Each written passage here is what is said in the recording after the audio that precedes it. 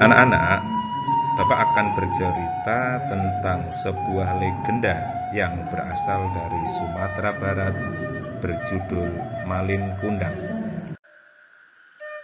Pada zaman dahulu kala, ada sebuah cerita di sebuah perkampungan nelayan pantai air manis di Padang, Sumatera Barat.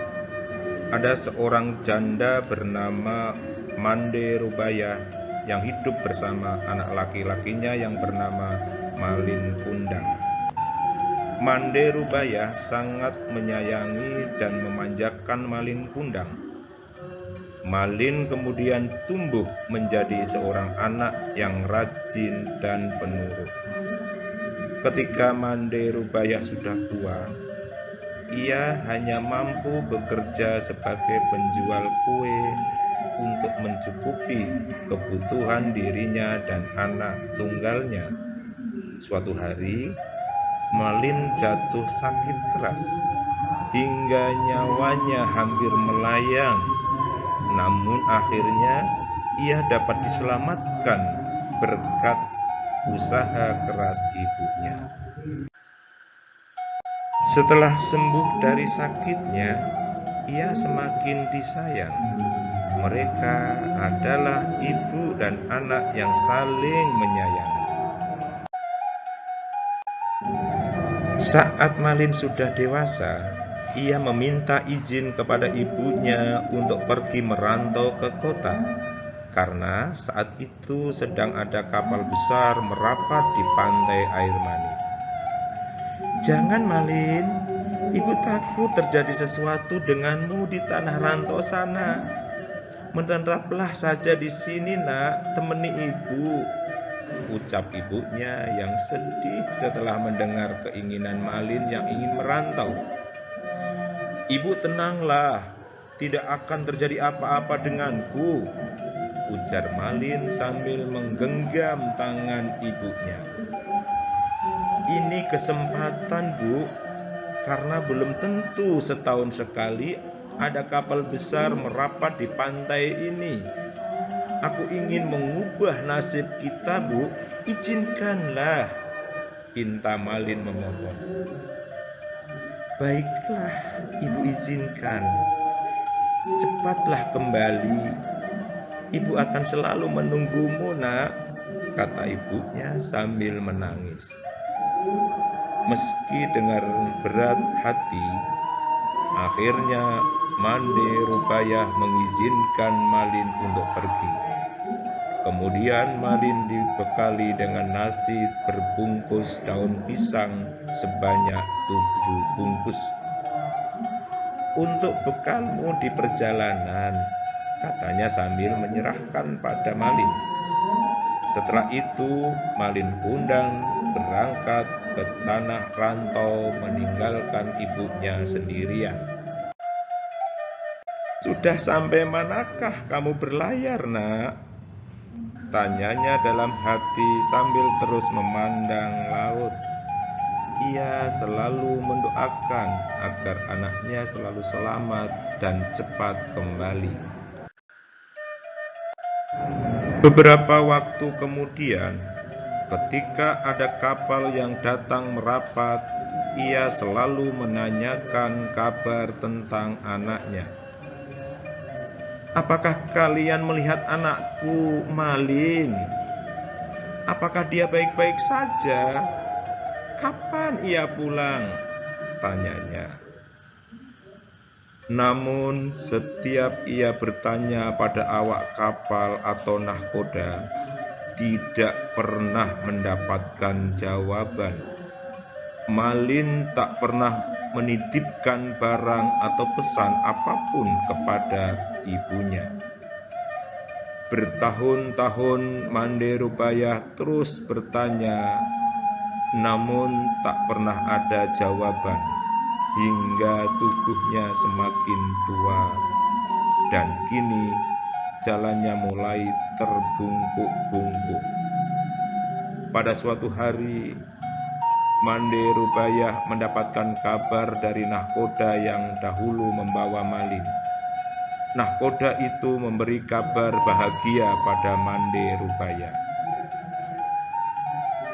Mande, tahukah kau, anakmu kini telah menikah dengan gadis cantik, putri seorang bangsawan yang sangat kaya raya, ucapnya saat itu. Malin, cepatlah pulang kemari, nak. Ibu sudah tua, Malin. Kapan kau pulang? Rintiknya pilu setiap malam. Ia yakin anaknya pasti datang. Benar saja, tak beberapa lama kemudian, di suatu hari yang cerah, dari kejauhan tampak sebuah kapal yang megah dan indah berlayar menuju pantai. Penduduk desa mulai berkumpul. Mereka mengira kapal itu milik seorang sultan atau seorang pangeran. Mereka menyambutnya dengan gembira. Mande Rubaya amat gembira mendengar hal itu. Ia selalu berdoa agar anaknya selamat dan segera kembali menjenguknya. Sinar keceriaan mulai menghampirinya kembali. Namun hingga berbulan-bulan semenjak ia menerima kabar Malin dari nahkoda itu, Malin tak kunjung kembali untuk menengoknya. Ketika kapal itu mulai merapat, terlihat sepasang anak muda berdiri di anjungan. Pakaian mereka berkilauan terkena sinar matahari. Wajah mereka cerah, dihiasi senyuman karena bahagia disambut dengan meriah. Mande Rubaya juga ikut berdesakan mendekati kapal. Jantungnya berdebar keras saat melihat lelaki muda yang berada di kapal itu. Ia sangat yakin sekali bahwa lelaki muda itu adalah anaknya, yaitu Malin Kundang. Belum sempat para sesepuh kampung menyambut, Ibu Malin terlebih dahulu menghampiri Malin. Ia langsung memeluknya erat Malin karena takut kehilangan anaknya lagi. Malin, anakku, kau benar anakku kan? Katanya menahan isak tangis karena gembira. Mengapa begitu lamanya kau tidak memberi kabar, nak? Malin terkejut karena dipeluk perempuan tua renta yang berpakaian compang-camping itu. Ia tak percaya bahwa perempuan itu adalah ibunya. Sebelum dia sempat berpikir berbicara, istrinya yang cantik itu meludah dan berkata, "Perempuan jelek, inikah ibumu? Mengapa dahulu kau bohong padaku? Bukankah dulu kau katakan bahwa ibumu adalah seorang bangsawan yang sederajat denganku?" Ucapnya sinis. Mendengar kata-kata pedas istrinya, Malin Kundang langsung mendorong ibunya hingga terguling di pasir. "Perempuan gila, aku bukan anakmu," ucapnya kasar. Mande Rubaya tidak percaya akan perilaku anaknya. Ia jatuh terduduk sambil berkata, "Malin, Malin, anakku. Aku ini ibumu, nak. Mengapa kau jadi seperti ini, nak?" Malin Kundang tidak mempedulikan perkataan ibunya. Dia tidak akan mengakui ibunya. Ia malu kepada istrinya melihat perempuan itu bersujud hendak memeluk kakinya. Malin menendangnya sambil berkata, "Hei, perempuan gila, ibuku tidak seperti engkau, melarat dan kotor." Perempuan tua itu terkapar di pasir menangis dan sakit hati. Orang-orang yang melihatnya ikut terpana dan kemudian pulang ke rumah masing-masing. Mande Rubayah pingsan dan terbaring sendiri. Ketika ia sadar, pantai air manis sudah sepi. Dilihatnya kapal Malin semakin menjauh. Ia tak menyangka Malin yang dulu disayangi tega berbuat demikian.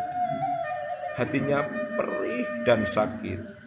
Lalu tangannya diangkat ke atas langit. Ia kemudian berdoa dengan hatinya yang pilu. Ya Allah, ya Tuhan kami, kalau memang dia bukan anakku, aku maafkan perbuatannya tadi. Tapi kalau memang dia benar-benar anakku yang bernama Malin Kundang, aku mohon keadilan-Mu ya Tuhan. Ucapnya pilu sambil menangis. Tak lama kemudian, cuaca di tengah laut yang tadinya cerah mendadak berubah menjadi gelap. Hujan tiba-tiba turun dengan teramat lebatnya. Tiba-tiba datanglah badai besar menghantam kapal Malin Kundang. Lalu sambaran petir yang menggelegar.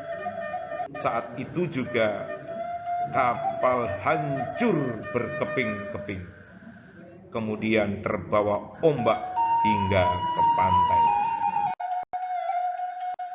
Esoknya saat matahari pagi muncul di ufuk timur, badai telah reda. Di pinggir pantai terlihat kepingan kapal yang telah menjadi batu. Itulah kapal Malin Kundang. Tampak sebongkah batu yang menyerupai tubuh manusia. Itulah tubuh Malin Kundang, anak durhaka yang dikutuk ibunya menjadi batu karena telah durhaka. Di sela-sela batu itu berenang-renang ikan teri, ikan belana, dan ada ikan tenggiri. Konon, ikan itu berasal dari serpihan tubuh sang istri yang terus mencari Malin Kundang. Kisah legenda Malin Kundang ini, anak-anak, memiliki pesan yang dapat diambil si kecil, yaitu sayangi kedua orang tua saat susah dan senang. Dan ingat ya, jangan melupakan jasa orang tua yang telah menyayangi dan mendidik dari kecil.